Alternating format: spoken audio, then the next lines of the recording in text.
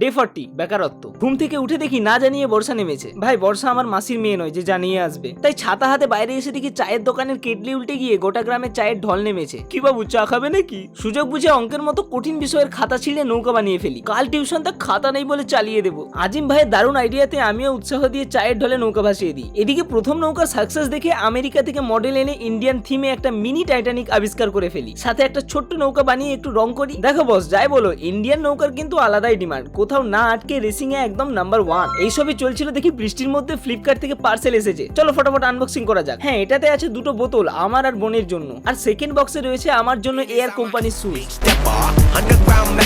তারপর আমরা দুজন মিলে পিসি বাড়িতে দুধ হোম ডেলিভারি করতে যাই। এই দেখো, প্রথম কোনো শেয়াল মুরগি দেখে খিদে না ভয় পেয়েছে। বাড়ি ফিরে এসে চিকেন কাটলেট বানান না বলতে পারায় আবারও প্রতিদিনের মতো করলা ভাজা দিয়ে ভাত খেয়ে এই বর্ষার মরশুমে সুন্দর একটা মুভি দেখতে শুরু করি। ভিডিও ভালো লেগে থাকলে লাইক করো। দেখা হচ্ছে আরো একটি মিনি ব্লগে।